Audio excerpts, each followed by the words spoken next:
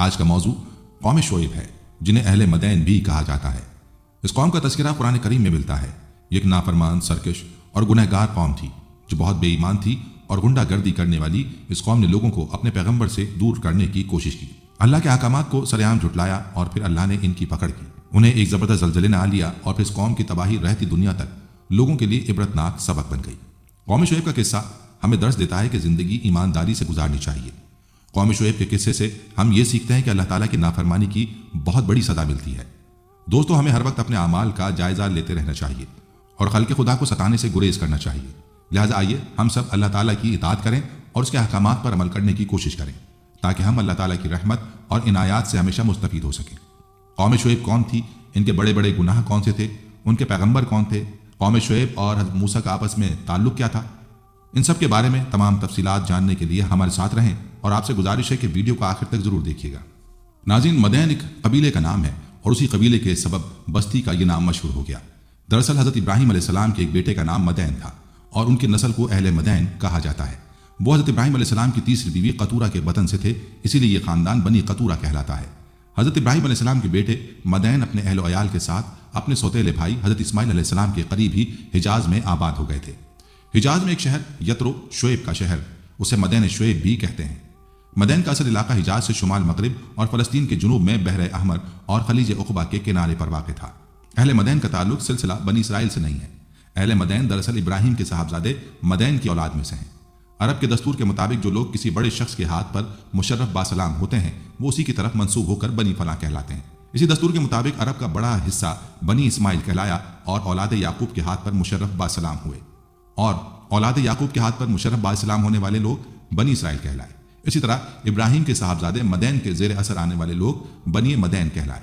اس قبیلے کو اصحاب ایکا بھی کہا جاتا ہے۔ عرب کے جغرافیہ میں جو شاہراہ حجاز کے تاجروں کو شام، فلسطین، عین اور مصر تک لے جاتی ہے وہ بحر قلزم کے مشرقی کنارے سے ہو کر گزرتی تھی۔ یہ سردی اور گرمی دونوں موسموں میں قریشی قافلوں کے لیے بڑی تجارتی سڑک تھی۔ قرآن مجید میں اسی سڑک کو امام مبین کہا گیا ہے۔ حضرت شعیب بھی اسی قبیلے سے تعلق رکھتے تھے۔ حضرت شعیب علیہ السلام تیسرے عرب نبی ہیں جن کا اسم گرامی قرآن کریم میں بیان ہوا ہے، اور یہ عرب انبیاء میں تھے۔ اور عرب انبیاء یہ تھے حضرت ہود، حضرت صالح، حضرت شعیب اور حضرت محمد صلی اللہ علیہ وآلہ وسلم۔ قرآن کریم میں حضرت شعیب علیہ السلام اور ان کی قوم کا تذکرہ 11 مقامات پر آیا ہے۔ سورہ اعراف، سورہ ہود، سورہ حجر، سورہ شعراء اور سورہ عنکبوت میں آپ علیہ السلام کا ذکر موجود ہے۔ سورہ عنکبوت میں ارشاد ہوتا ہے، اور مدین کی طرف ہم نے ان کے بھائی شعیب کو بھیجا۔ اس نے کہا، اے میری قوم کے لوگو، اللہ کی بندگی کرو اور روز آخر کے امیدوار رہو اور زمین میں مفسد بن کر زیادتیاں نہ کرتے پھرو۔ تفسیر حقانی کے مطابق آپ کا نسب نامہ شعیب بن سیفون بن ایفا بن ثابت بن مدین بن ابراہیم ہے۔ اصحاب ایکا یعنی جھنڈے والے، عربی میں لفظ ایکا ان سرسبز و شاداب جھاڑیوں کو کہتے ہیں جو ہرے بھرے درختوں کی وجہ سے جنگلوں میں ہوتی ہیں۔ مدین کی آبادی بحر قلزم کے مشرقی کنارے اور عرب کے شمال مغرب میں اس جگہ آباد تھی جسے شام کے متصل حجاز کا آخری حصہ کہا جاتا ہے۔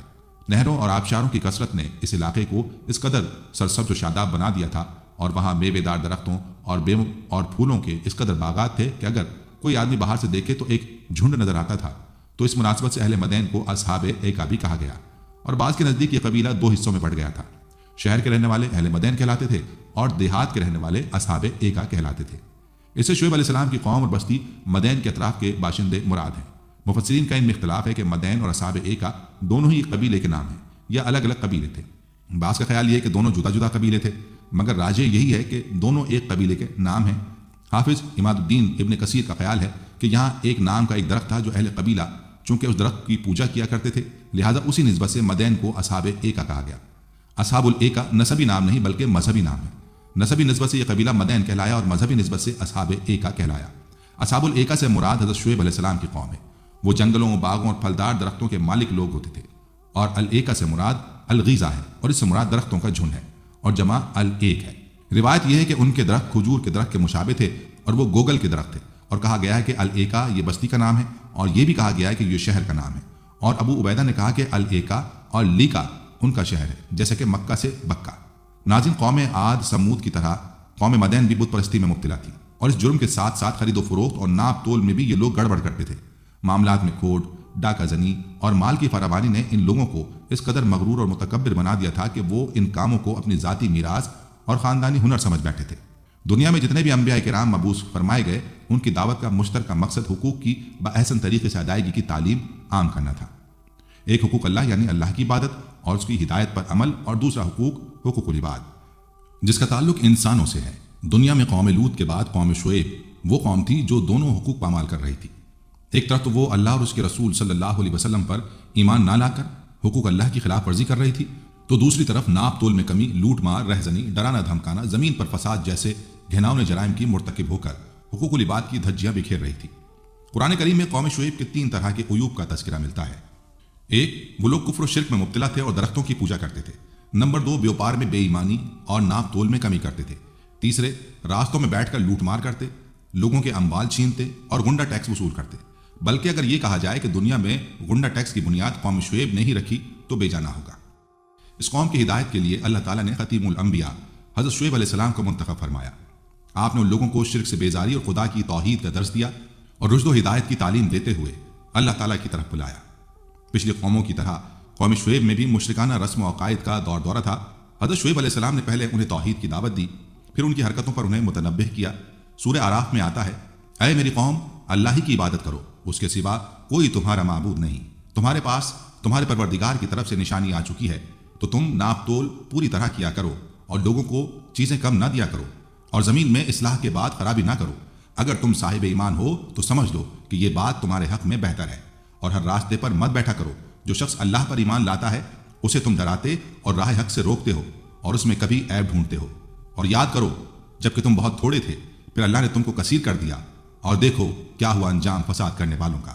حضرت شعیب علیہ السلام کی خاص بات یہ تھی کہ اللہ تعالیٰ نے ان کو قادر الکلامی کی خصوصی صلاحیت سے نوازا تھا، اور اسی وجہ سے حضور اکرم صلی اللہ علیہ وسلم نے ان کو خطیب الانبیاء کے لقب سے بھی نوازا تھا۔ حضرت شعیب علیہ السلام اپنے تمام اوقات اپنی قوم کو دعوت حق دینے میں گزارتے تھے اور ان کو وحدانیت کی دعوت دیتے رہتے، اور تجارت و خرید و فروخت کے دوران ناپ تول میں انصاف نہ برتنے پر اللہ کے عذاب سے بھی ڈراتے تھے۔ تو اہل مدین کہتے ہیں کہ شعیب، تم کو تو معلوم ہونا چاہیے کہ ہمارا مال خواہ ہم اس کو زیادہ میں بیچیں یا اس کو گھٹا کر فروخت کریں، تم کو ہمارے ناپ تول سے کیا کام؟ دوستو، ابن ابی حاتم میں ہے کہ ہلال بن طلق نے ایک مرتبہ سیدنا عبداللہ بن عمر رضی اللہ عنہما سے کہا کہ مکہ مدینے والے بہت ہی عمدہ ناپ تول رکھتے ہیں۔ آپ نے فرمایا وہ کیوں نہ رکھتے، جبکہ اللہ تعالیٰ کا فرمان ہے، قرآن کریم نے ناپ تول کو درست کرنے کا حکم اس آیت میں بھی دیا ہے، یعنی جب ناپو تو ناپ پورا کرو اور وزن سیدھے ترازو سے تول کر دیا کرو۔ اور سورہ انعام میں حکم ہے کہ ناپ تول انصاف کے ساتھ برابر کر دیا کرو، ہم کسی کو اس کی طاقت سے زیادہ تکلیف نہیں دیتے۔ اور سورہ رحمان میں فرما دیا، یعنی ناپ تول قائم رکھو اور میزان کو گھٹاؤ نہیں۔ شعیب علیہ السلام کی قوم کی ایسی بدعت کی وجہ سے اللہ تعالیٰ نے غارت و برباد کر دیا۔ یہاں بھی اللہ تعالیٰ ڈرا رہا ہے کہ لوگوں کے حق مارنے والے کیا قیامت کے دن سے نہیں ڈرتے، جس دن یہ ذات پاک کے سامنے کھڑے ہو جائیں گے جس پر نہ کوئی پوشیدہ بات پوشیدہ ہے نہ ظاہر، اور وہ دن بھی نہایت ہولناک و خطرناک ہوگا، بڑی گھبراہٹ اور پریشانی والا دن ہوگا۔ اس دن یہ نقصان رساں لوگ جہنم کی بھڑکتی ہوئی اس آگ میں داخل ہوں گے۔ وہ جگہ بھی نہایت تنگ و تاریک ہوگی، اور میدان آفات و بلیات سے پر ہوگا، اور وہ مصائب نازل ہو رہے ہوں گے کہ دل پریشان ہوں گے، حواس بگڑے ہوئے ہوں گے، ہوش جاتا رہے گا۔ صحیح حدیث میں ہے کہ آدھے آدھے کانوں تک پسینہ پہنچ گیا ہوگا۔ مسند احمد کی حدیث میں ہے، اس دن رحمان عز و جل کی عظمت کے سامنے سب کھڑے کپ کپ آ رہے ہوں گے۔ مسند احمد۔ اور حدیث میں ہے کہ قیامت کے دن بندوں سے سورج اس قدر قریب ہو جائے گا کہ 1 یا 2 نیزے کے برابر اونچا ہوگا اور سخت تیز ہوگا۔ ہر شخص اپنے اپنے اعمال کے مطابق اپنے پسینے میں غرق ہوگا۔ بعض کی ایڑیوں تک پسینہ ہوگا، بعض کے گھٹنوں تک، بعض کی کمر تک، تو بعض کو ان کا پسینہ لگام بنایا ہوا ہوگا۔ صحیح مسلم۔ اور حدیث میں ہے کہ دھوپ اس قدر تیز ہوگی کہ کھوپڑی بن نہ اٹھے گی، اور اس طرح اس میں جوش اٹھنے لگے گا جس طرح ہنڈیاں میں ابال آتا ہے۔ مسند احمد۔ اور روایت میں ہے کہ نبی کریم صلی اللہ علیہ وسلم نے اپنے منہ پر اپنی انگلی رکھ کر بتایا کہ اس طرح پسینے کے لگام چڑھی ہوگی۔ پھر آپ نے ہاتھ سے اشارہ کر کے بتایا کہ بعض بالکل ڈوبے ہوئے ہوں گے۔ اور حدیث میں ہے کہ 70 سال بغیر بولے چالے کھڑے رہیں گے۔ یہ بھی کہا گیا کہ 300 سال تک کھڑے رہیں گے، اور یہ بھی کہا گیا کہ 40,000 سال تک کھڑے رہیں گے، اور 10,000 سال میں فیصلہ کیا جائے گا۔ صحیح مسلم میں سیدنا ابو ہریرہ رضی اللہ عنہ سے مرفوعاً مروی ہے کہ اس دن جس کی مقدار 50,000 سال ہوگی۔ ابی حاتم کی حدیث میں ہے کہ رسول اللہ صلی اللہ علیہ وسلم نے بشیر غفاری رضی اللہ عنہ سے فرمایا، تو کیا کرے گا جس دن لوگ اللہ رب العالمین کے سامنے 300 سال تک کھڑے رہیں گے، نہ تو کوئی خبر آسمان سے آئے گی، نہ کوئی حکم کیا جائے گا۔ بشیر رضی اللہ عنہ کہنے لگے، اللہ ہی مددگار ہے۔ آپ صلی اللہ علیہ وسلم نے فرمایا، سنو، جب بستر پر جاؤ تو اللہ تعالیٰ سے قیامت کے دن کی تکلیفوں اور حساب کی برائی سے پناہ مانگ لیا کرو۔ سنن نبی داؤد میں ہے کہ رسول اللہ صلی اللہ علیہ وسلم قیامت کے دن کھڑے ہونے کی جگہ کی تنگی سے پناہ مانگا کرتے تھے۔ سیدنا ابن مسعود رضی اللہ عنہ سے روایت ہے کہ 40 سال تک لوگ اونچا سر کیے کھڑے رہیں گے، کوئی بولے گا نہیں नेक व बद को पसीने की लगामें चढ़ी हुई होंगी। सैयदना इब्न उमर रजी अल्लाह अन्हु फरमाते हैं कि 100 साल तक खड़े रहेंगे। इब्न जरीर।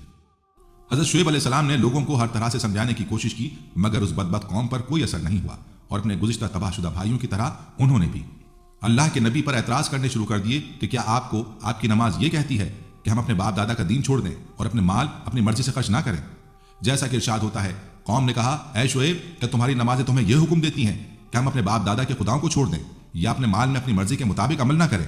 वाह भाई, तुम तो बड़े अक्लमंद नेक चलन हो। हज़रत शुएब अलैहिस्सलाम ने मदीन वालों को 2 बातों का हुक्म दिया। पहली कि अल्लाह ताला की वहदानियत का इकरार करें और अल्लाह अज़्ज़ व जल के अलावा किसी और की इबादत ना करें, और दूसरी नाप तोल में कमी ना करें। कौम ने उन दोनों बातों का जो जवाब हज़रत शुएब अलैहिस्सलाम को दिया उसका जिक्र इस आयत में है। पहली बात का उन्होंने ये जवाब दिया कि हम उन खुदाओं की इबादत करना छोड़ दें जिनके हमारे बाप दादा इबादत करते रहे। मदीन वालों के इस जवाब से यह जाहिर हुआ कि उनके पास बुत परस्ती करने पर दलील अपने आबा व अजदाद की अंधी तकलीद थी। इसीलिए जब हज़रत शुएब अलैहिस्सलाम ने उन्हें बुत परस्ती छोड़ने का हुक्म दिया तो उन्हें बहुत अजीब लगा और कहने लगे कि बुतों की पूजा करने के जिस तरीके को हमारे पिछले लोगों ने अपनाया है, हम उसे कैसे छोड़ दें। दूसरी बात का मदीन वालों ने यह जवाब दिया, हम अपने माल में अपनी मर्जी के मुताबिक अमल ना करें। उनकी इस बात का मतलब यह था कि हम अपने माल में पूरा इख्तियार रखते हैं, चाहे कम नापें चाहे कम तोलें। आयत में मज़कूर लफ्ज़ सलात से मुराद या तो दीन व ईमान है या इससे मुराद नमाज है। मदीन वाले अपने गुमान में हज़रत शुएब अलैहिस्सलाम को बेवकूफ़ और जाहिल समझते थे, इसलिए तंज के तौर पर उन्होंने हज़रत शुएब अलैहिस्सलाम से कहा कि तुम तो बड़े अक्लमंद और नेक चलन हो। यह जुमला ऐसे ही है जैसे कोई कंजूस आदमी को आते देख कर कहे, जनाब हातिम ताई तशरीफ ला रहे हैं। इमाम राजी फरमाते हैं कि इस आयत के मानी ये हैं कि हज़रत शुएब अलैहिस्सलाम अपनी कौम में बड़े अक्लमंद और नेक चलन आदमी की हैसियत से मशहूर थे, लेकिन जब हज़रत शुएब अलैहिस्सलाम ने अपनी कौम को उनमें नस्ल दर नस्ल चलते हुए बुतों की पूजा के जाहिलाना तरीकों को छोड़ने का हुक्म दिया तो उन्होंने हैरान होकर कहा, आप तो बड़े अक्लमंद और नेक चलन हैं, फिर आप हमें कैसे हुक्म दे रहे हैं कि हम अपने नस्ल दर नस्ल चलते हुए बुतों की पूजा के तरीके को छोड़ दें। नाज़रीन, हज़रत शुएब अलैहिस्सलाम पर चंद कमज़ोर आदमी ईमान लाए और मालदार अफराद और कौम के बदमाशों का यह तरीक़ेकार था कि जो लोग शुएब अलैहिस्सलाम की खिदमत में दीन समझने और कबूल करने की गर्ज से आते, उनको रास्ते में रोक कर डराते, धमकाते और मुसलमानों के रूबरू जाहिलाना शुकूक व शुबहात पेश करते और दीन हक में टेढ़ी टेढ़ी बातें निकालने की कोशिश करते। आपने उनको भी रोका, लेकिन बातिन लोग बजाय इसके कि अल्लाह ताला की बात सुनते और अपने लिए अल्लाह के नबी को एक रहमत समझते और शुएब पर ईमान लाते, उल्टा वो ये समझ बैठे कि शुएब भी हमारी मिल्लत में शामिल था और हमसे कटकर अलग हो गया है। और साथ साथ उन्होंने उन लोगों की वापसी का मुतालबा भी किया जो बाकी कुफ्र छोड़कर मुसलमान हो चुके थे। उन्होंने शुएब अलैहिस्सलाम को धमकी दी कि या तो दीन में शामिल हो जाओ वरना हमारी बस्ती से निकल जाओ, और शुएब से कहने लगे कि अगर तेरा इतना बड़ा कबीला ना होता तो हम देखते कि तू किस तरह हमें दीन से हटाता, हम तुझे संसार कर देते। हज़रत शुएब अलैहिस्सलाम ने उनको जवाब दिया कि मेरा कबीला अल्लाह से भी तुमको ज्यादा अजीज है और खुदा को तुमने भुलाकर पसे पुश डाल दिया है। यकीनन जो तुम अमल करते हो वो सब मेरे रब के अहाताए इल्म में है। हज़रत शुएब ने गुज़िश्ता तबाहशुदा कौमों का हवाला देते हुए उनको फरमाया कि इन लोगों ने भी अल्लाह के अंबिया की मुखालफत की थी और अपनी जिद पर डटे रहे। अल्लाह ने उनसे इंतकाम लिया और उन तमाम को कैफर किरदार तक पहुंचाया। कहीं ऐसा ना हो कि मेरी मुखालफत की वजह से तुमको भी कोई नागहानी आफत घेरे, इसलिए अब भी वक्त के समझ जाओ और नबी की मुखालफत से अल्लाह का अज़ाब ना खरीदो। सूरह हूद में इरशाद होता है, और ऐ मेरी कौम, तुम्हें मेरी जिद ये ना कमवा दे, बुरा काम करवा दे, तुम पर पड़े जो पढ़ा था नूह की कौम या हूद की कौम या साले की कौम पर। ऐ मेरी कौम, तुम्हें मेरी जिद ये ना कमवा दे, बुरा काम करवा दे कि तुम पर पड़े जो पढ़ा था नूह की कौम या हूद की कौम या साले की कौम पर, और लूत की कौम तो कुछ तुमसे दूर नहीं। हज़रत शुएब अलैहिस्सलाम ने अपनी कौम से मजीद फरमाया कि ऐ मेरी कौम, मुझसे तुम्हारी अदावत और बुग़्ज़, मेरे दीन की मुखालफत, तुम्हारे अल्लाह ताला से कुफ्र पर इसार करने और बुतों की पूजा करने पर कायम रहने, लोगों से नाप तोल में कमी करने को न छोड़ने और अल्लाह ताला की बारगाह में तौबा से एतराज़ करने की वजह से कहीं तुम पर वैसा ही अजाब नाजिल ना हो जाए जैसा हज़रत नूह अलैहिस्सलाम की कौम पर, हज़रत हूद अलैहिस्सलाम की कौम पर, या हज़रत सालेह अलैहिस्सलाम की कौम पर, या हज़रत लूत अलैहिस्सलाम की कौम पर नाजिल हुआ। और हज़रत लूत अलैहिस्सलाम की कौम का ज़माना दूसरों की बनिस्बत तुमसे ज़्यादा करीब है, लिहाजा उनके हालात से इबरत हासिल करो और इस बात से डरो कि कहीं मेरी मुखालफत की वजह से तुम भी इस तरह के अजाब में मुब्तला ना हो जाओ जिसमें वो लोग मुब्तला हुए। नाज़रीन, इतनी वाज़ेह नसीहत के बावजूद उन लोगों ने ना तो बुत परस्ती छोड़ी और ना ही नाप तोल दुरुस्त किया, बल्कि उल्टा वो अपने मौसिन के दुश्मन हो गए और कहने लगे या तो हमारे दीन में वापस आ जाओ या इस बस्ती से निकल जाओ। उसके साथ ही उनकी कौम के वो सरदार जो काफिर थे, वो कौम के लोगों से कहने लगे अगर तुम शुएब के पीछे चले तो याद रखो उस सूरत में तुम्हें सख्त नुकसान उठाना पड़ेगा। हज़रत शुएब अलैहिस्सलाम ने देखा कि अब उनसे कोई उम्मीद नहीं और उनको मैं हर तरह से समझा चुका, तो आखिरी फैसला सुना दिया कि ऐ मेरी कौम, तुम अपनी हालत पर अमल करते रहो और मैं अपनी हालत पर अमल कर रहा हूँ। थोड़े दिनों में मालूम हो जाएगा कि किस पर रुस्वा कुन अज़ाब आता है और कौन झूठा है और कौन सच्चा। कौम के मुतकब्बिर सरदारों की जारहाना गुफ्तगू के बाद حضرت شعیب علیہ السلام کو اس بات کا اندازہ ہو گیا تھا کہ ان کے دلوں پر مہر لگ چکی ہے اور ان پر کسی بات کا کوئی اثر نہیں ہوگا، لہٰذا انہوں نے اپنے رب سے دعا کی، اے پروردگار، ہم میں اور ہماری قوم میں انصاف کے ساتھ فیصلہ کر دے، اور آپ سب سے اچھا فیصلہ کرنے والے ہیں۔ سورہ اعراف آیت 89۔ در حقیقت ان الفاظ کے ساتھ حضرت شعیب نے اپنی قوم میں سے جو کفار تھے ان کو ہلاکت کی دعا کی تھی، جسے اللہ تعالیٰ نے قبول فرما لیا۔ قوم شعیب 3 طرح کے عیوب میں مبتلا تھی اور اللہ تعالیٰ نے اسے 3 طرح کے عذاب سے نیست و نابود کیا۔ قرآن کریم میں 3 طرح کے عذاب کا تذکرہ ہے۔ ان لوگوں پر 3 طرح کے عذاب آئے تھے: صحیح یعنی چیخ کا عذاب، رجفہ یعنی زلزلے کا عذاب، یوم الذلت یعنی سائبان والے دن کا عذاب۔ سورہ اعراف میں ہے کہ ان کو بھونچال نے آ پکڑا اور وہ اپنے گھروں میں اوندھے پڑے رہ گئے۔ سورہ عنکبوت میں اللہ تعالیٰ نے فرمایا کہ انہوں نے شعیب کو جھوٹا سمجھا، سو ان کو زلزلے نے آ پکڑا اور وہ اپنے گھروں میں اوندھے پڑے رہ گئے۔ سورہ ہود میں چنگھاڑ کے ذریعے عذاب کا ذکر آیا، کیونکہ یہ لوگ اپنے نبی کا مذاق اور تمسخر اڑایا کرتے، پھپتیاں کستے تھے۔ اللہ تعالیٰ نے ایک فرشتے کے ذریعے اس قوم پر ایک چیخ لگوائی جس سے ان کے کلیجے پھٹ گئے۔ قرآن پاک میں ارشاد باری تعالیٰ ہے، اور جو ظالم تھے ان کو چنگھاڑ نے آ دبوچا تو وہ اپنے گھروں میں اوندھے پڑے رہ گئے۔ سورہ ہود آیت 94۔ سورہ شعراء میں بادل کے عذاب کا ذکر ہے جو ان کی اپنی خواہش کا نتیجہ تھا۔ انہوں نے کہا تھا کہ تم ان میں سے ہو جن پر جادو کر دیا جاتا ہے، اور تم تو صرف ہماری طرح کے آدمی ہو، اور ہمارا خیال ہے کہ تم جھوٹے ہو۔ اگر تم سچے ہو تو ہم پر آسمان سے ایک ٹکڑا لا گراؤ۔ سورہ شعراء آیت 185 سے 187۔ چونکہ انہوں نے جھٹلایا تھا تو انہیں بادل والے دن کے عذاب نے پکڑ لیا، اور وہ بھاری دن کا عذاب تھا۔ سورہ شعراء۔ علامہ ابن کثیر فرماتے ہیں کہ اللہ تعالیٰ نے ان پر پہلے تو سخت گرمی مسلط فرمائی اور 7 دن مسلسل ان پر ہوا بند رکھی، جس کی وجہ سے پانی اور سائے بھی ان کی گرمی نہ کم کر سکا، اور نہ ہی درختوں کے جھنڈ کام آئے۔ چنانچہ اس مصیبت سے گھبرا کر بستی سے جنگل کی طرف بھاگے، وہاں ان پر بادلوں نے سایہ کر لیا۔ سبب گرمی اور دھوپ کی شدت سے بچنے کے لیے اس سائے تلے جمع ہو گئے اور سکون کا سانس لیا، لیکن پھر چند لمحوں بعد آسمان سے آگ کے شعلے برسنا شروع ہو گئے، زمین زلزلے سے لرزنے لگی، اور پھر آسمان سے ایک سخت چنگھاڑ آئی تو اس نے ان کی روحوں کو نکال دیا، کلیجے پھٹ گئے اور جسموں کو تباہ و برباد کر دیا، اور سب اوندے گرے پڑے رہ گئے۔ سورہ ہود میں اللہ تعالیٰ نے اس طرح فرمایا کہ خوب سن لو، مدین بھی رحمت سے اس طرح دور کیے گئے جس طرح سمود رحمت سے دور کیے گئے تھے۔ تفصیل حقانی میں ہے کہ آخر اس قوم کا وقت بھی قریب آ گیا تھا۔ خدا تعالیٰ نے ان پر دھواں سا اٹھایا جس کی گرمی دلوں کو کباب کرتی تھی۔ یہ دھواں جس کو ذلہ سے تعبیر کیا، وہاں کی زمین اور پہاڑ کا دھواں تھا جو بوقت زلزلہ پیدا ہوتا تھا۔ ادھر خدا نے زلزلہ بھیجا جس نے تھوڑی دیر میں ان کو ہلاک کر دیا، پھر تو وہ اپنے گھروں میں اوندھے پڑے ہوئے تھے۔ ایسی آسمانی مصیبت کے وقت مہیب آواز بھی پیدا ہوئی، اور اوپر سے دھوئیں کا ابر آتشیں، اور نیچے سے زلزلہ عظیم، اور اس پر ہیبت ناک آواز بری موت کا سامان تھا جس کے تصور سے دل لرز جاتا تھا۔ ایسی حالت میں انسان کی عادت ہے کہ وہ اپنا منہ چھپاتا پھرتا ہے اور زمین کو پکڑتا ہے۔ اس قوم نے بھی ایسا ہی کیا ہوگا جو اوندھے کے اوندھے پڑے ہوئے جان نکل گئی۔ حضرت شعیب اور ان کے متابعین اس بلا سے محفوظ رہے۔ پھر شعیب نے اس قوم کو اوندھا پڑا ہوا اور ان کے گھروں کو اجڑا اور لابارش دیکھا، گویا ان کے گھروں میں کوئی بسا ہی نہ تھا۔ بڑی حسرت کے ساتھ تاسف اور رنج کر کے ان کے مردوں سے یہ خطاب کیا، اے میری قوم، میں نے تم کو اپنے رب کے پیغام پہنچا دیے تھے اور میں نے تمہاری خیر خواہی کی تھی، پھر جنہوں نے قبول حق سے انکار کیا ان پر افسوس کیوں کر کروں۔ حضرت شعیب علیہ السلام نے طویل عمر پائی۔ روایات کے مطابق انتقال کے وقت آپ کی عمر 400 سال تھی۔ اردن کے شہر السلط کے قریب وادی شعیب میں آپ علیہ السلام سے منسوب ایک مزار ہے جس پر حکومت نے شاندار مقبرہ اور اس سے متصل مسجد بھی تعمیر کروائی ہے۔ روایت یہ بھی کہ اپنی قوم کی تباہی کے بعد حضرت شعیب علیہ السلام ہجر موت کے مشہور شہر شیون چلے گئے تھے۔ اس کی مغربی جانب شبام نامی مقام پر آپ علیہ السلام کا انتقال ہوا اور وہیں آپ کی قبر ہے۔ تاہم تفسیر ابن کثیر میں وہاب بن منبع سے مروی ہے کہ حضرت شعیب علیہ السلام اور ان کے ساتھیوں نے مکہ مکرمہ میں وفات پائی اور آپ کی قبر کعبہ شریف کی غربی جانب ہے، واللہ اعلم۔ بعض مفسرین کے مطابق آپ علیہ السلام کو حضرت موسیٰ علیہ السلام کے سسر ہونے کا بھی شرف حاصل ہے۔ سورہ اعراف میں ان قوموں کے قصے ہیں جن پر خدا کا عذاب آیا۔ اگر ہم ان قصوں کو آج کے تناظر میں دیکھیں اور ان سے سبق لینے کی کوشش کریں تو ایک خیال یہ آتا ہے کہ یہاں جن قوموں کا ذکر ہے وہ ایک چھوٹے سے علاقے میں آباد تھیں اور ان کی آبادی چند لاکھ سے زیادہ نہ رہی ہوگی، لیکن آج تو بڑی بڑی آبادی کے ملک اور قومیں ہیں۔ تو اب ہم ان قصوں کا انطباق آج پر کیسے کر سکتے ہیں؟ اس سوال پر غور کرنا اور اس کا حل تلاش کرنا ہر شخص کے لیے ضروری ہے جو دعوت اللہ کا کام اپنا فرض سمجھتا ہے۔ گزشتہ چند صدیوں میں جتنی تیزی سے تبدیلیاں ہوئی ہیں اس میں دن بدن جتنی تیزی آ رہی ہے، جان لینا چاہیے کہ یہ تیزی انجام کی طرف لے جا رہی ہے۔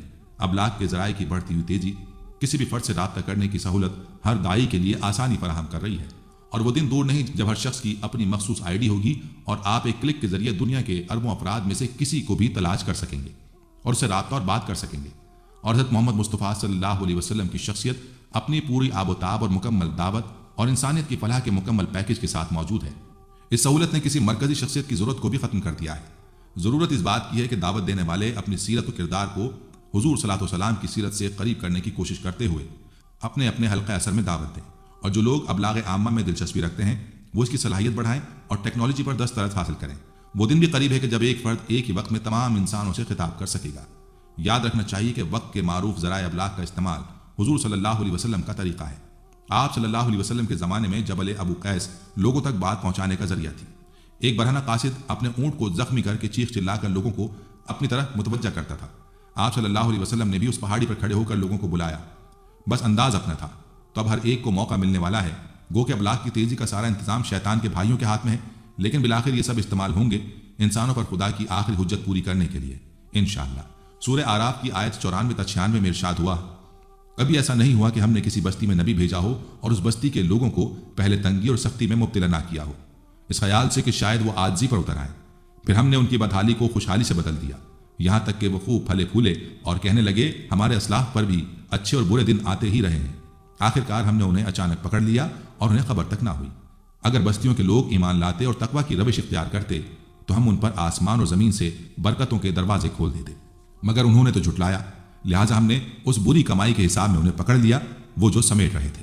قوم نوح، عاد و سمود، قوم لوط اور اصحاب مدین کے طرز فکر و عمل اور برے انجام کے تذکرے کے بعد وہ اصول بتایا جا رہا ہے جو ہر زمانے میں اللہ تعالیٰ کے انبیاء علیہ السلام کی بعثت کے موقع پر اختیار فرمایا ہے، اور وہ یہ کہ جب کسی قوم میں کوئی نبی بھیجا گیا تو پہلے اس قوم کو مصائب اور آفات میں مبتلا کیا گیا تاکہ اس کا دل نرم پڑے، اس کی شیخی اور تکبر سے اکڑی ہوئی گردن ڈھیلی ہو، اپنی طاقت کا غرور اور دولت کا نشہ اتر جائے، اپنے ذرائع اور وسائل اور اپنی قوموں اور اپنی قوتوں اور قابلیتوں پر اس کا اعتماد ٹوٹ جائے، اسے محسوس ہو کہ اوپر کوئی اور طاقت بھی ہے جس کے ہاتھ میں اس کی قسمت کی ڈور ہے، اور اس طرح اس کے کان نصیحت کے لیے کھل جائیں اور وہ اپنے خدا کے سامنے عاجزی کے ساتھ جھک جانے پر آمادہ ہو جائے۔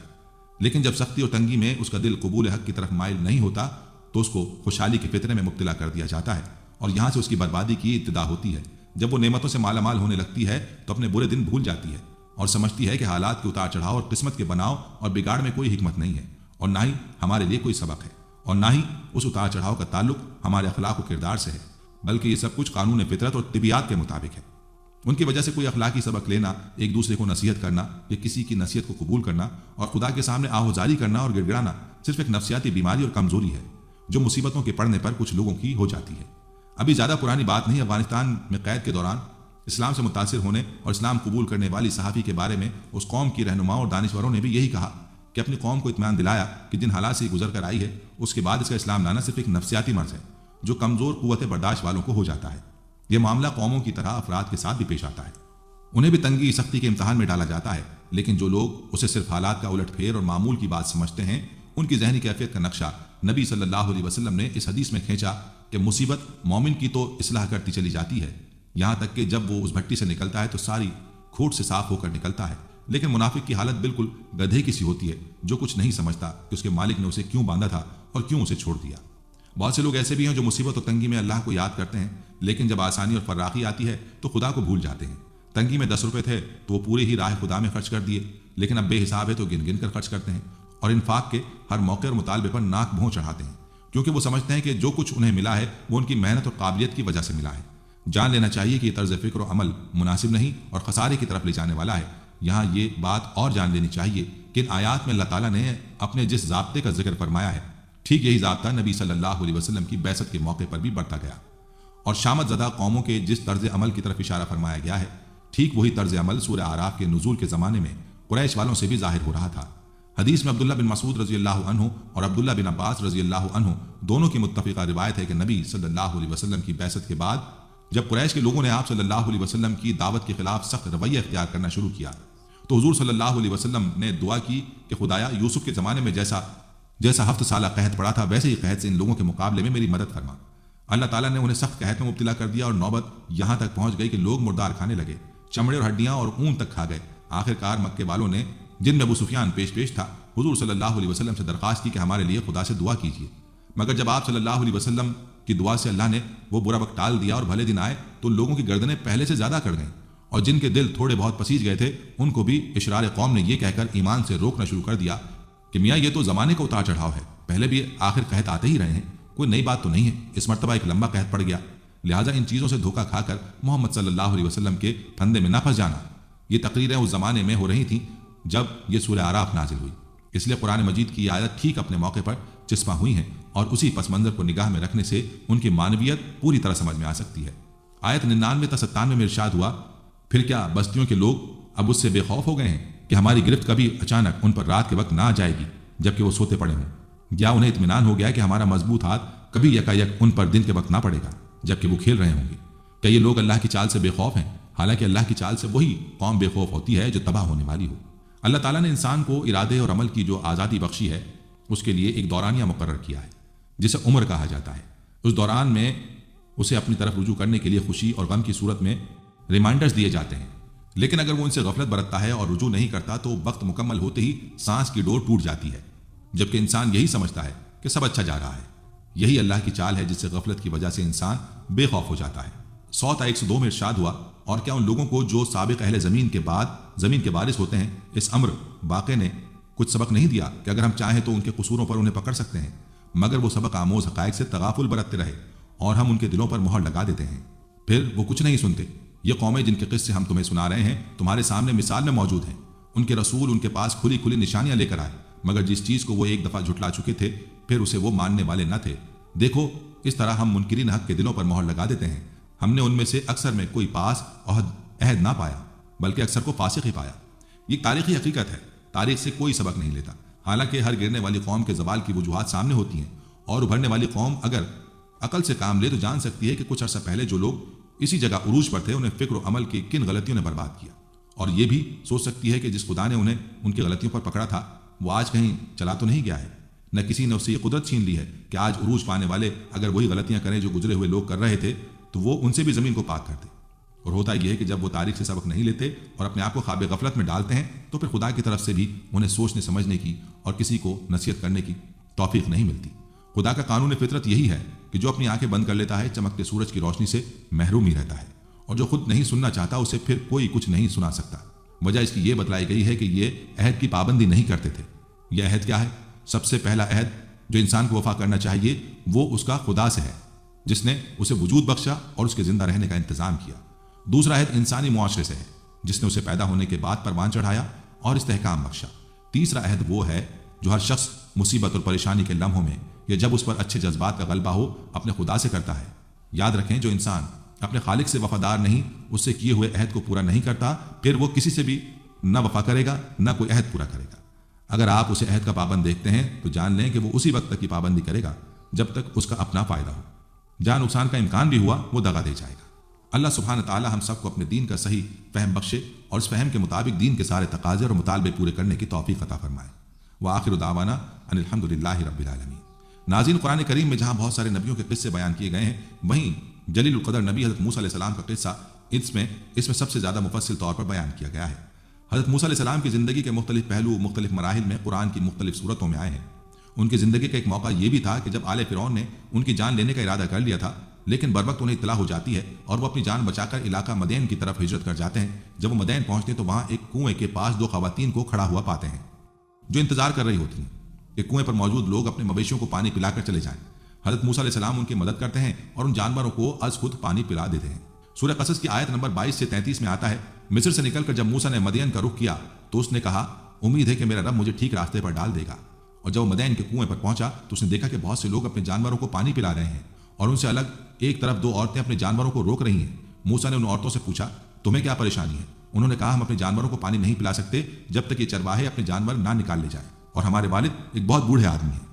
یہ سن کر موسیٰ نے ان کے جانوروں کو پانی پلا دیا اور پھر ایک سائے کی جگہ جا بیٹھا اور بولا پروردگار جو خیر بھی تم مجھ پر نازل کر دے میں اس کا محتاج ہوں۔ کچھ دیر نہ گزری تھی کہ ان دونوں عورتوں میں سے ایک شرم و حیا کے ساتھ چلتی ہوئی اس کے پاس آئی اور کہنے لگی میرے والد آپ کو بلا رہے ہیں تاکہ آپ نے ہمارے لیے جانوروں کو جو پلایا ہے اس کا اجر آپ کو دیں۔ موسیٰ جب اس کے پاس پہنچا اور اپنا سارا قصہ سنایا تو اس نے کہا کچھ خوف نہ کرو، اب تم ظالم لوگوں سے بچ نکلے ہو۔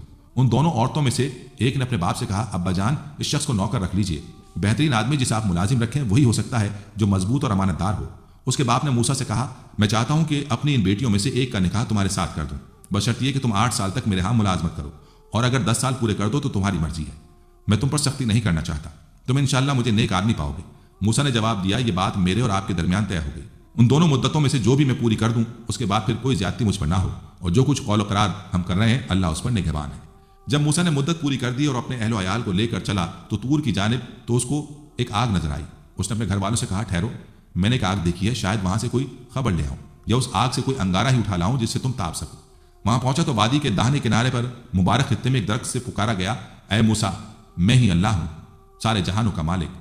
حضرت موسیٰ علیہ السلام نے کوہ طور پر اللہ تعالیٰ کی شان کا مظاہرہ کیا اور اللہ سے اللہ کے دیدار کی خواہش ظاہر کی، جس پر وہ اس کی جلوے کی تجلی کو سہ نہیں پائے اور بے ہوش ہو گئے۔